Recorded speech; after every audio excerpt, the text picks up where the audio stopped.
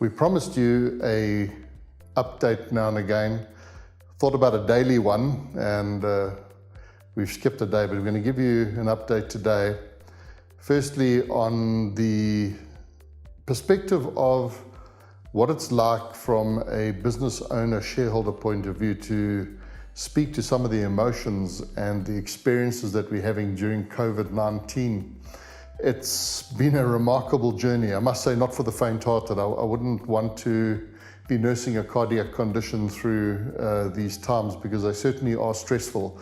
And I think every business owner and every board of directors and every group of shareholders in the world, whether you're on the board of Amazon or you have a small, medium-sized enterprise, it makes absolutely no difference. The one thing that we deal with on a daily basis is we have no certainty about anything.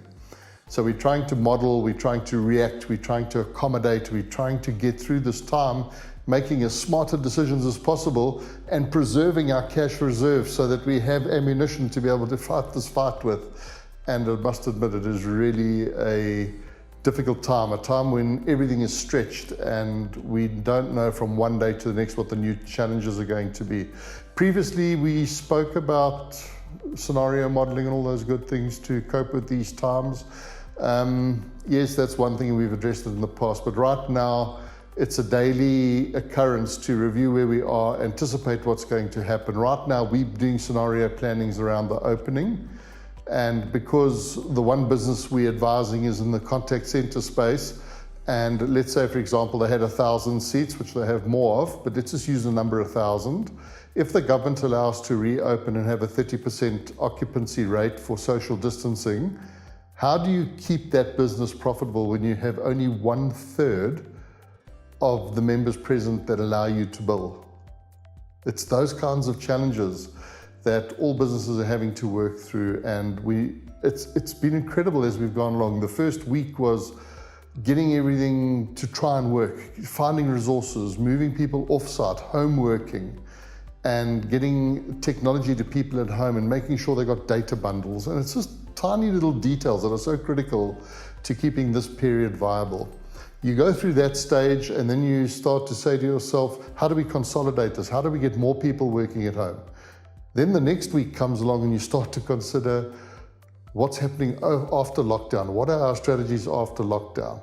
Then the week after, because we're now in almost the 4th week, we're saying to ourselves, well, the lockdown's going to stop at some point, but what's going to be happening in August, September, and October? So every week that goes by, we seem to think another month down the road. So these are very, very interesting dynamics and situations that we're dealing with right now. What's the one fundamental thing that we all have to have is hope. Hope that we're going to survive, and hope that we're going to get this right, and hope that we're going to make the right decisions. But what makes that so difficult, because you can have all the hope in the world, but if I never know when the trigger point is for the lockdown to end and business to try and get back to some form of normality, we have a moving baseline, and that creates uncertainty, and that erodes the hope. So these are interesting dynamics and emotions that I'm sure we're all dealing with, and it doesn't matter whether you're an employee or an employer or a shareholder or a director. They're all the same emotion, but seen from different perspectives with different needs that we have to satisfy at the end of each month. From an employee's point of view, we're concerned about, can we meet our monthly expenses? We've got children, we've got all sorts of responsibilities. From a shareholder's point of view, are we keeping the company cash rich enough to make it viable so that it sits here through into the new year, into 2021. I think in our meetings this morning, and I speak to 6 to 7 different businesses on a daily basis, so I get a great broad spectrum. We're all saying that right now, August, September, October are crunch months, and that's going to determine whether we're going to get through December, and that's going to determine whether we are a 2021 business or not. And I think one thing is for sure, the big businesses, the brands and some of the things that we've become so familiar with might not be here.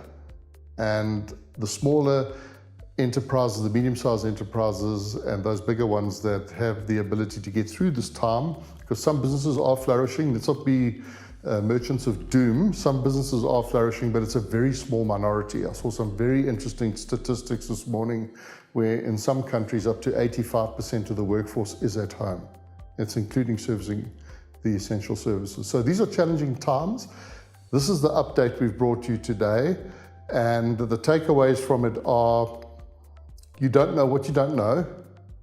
Keep your hope alive and look to strategies that are going to be getting you through the months of August, September, and October. Look ahead now. This is the time to look ahead. We look forward to sharing another update with you in the near future. Keep tuned and we'll keep you informed.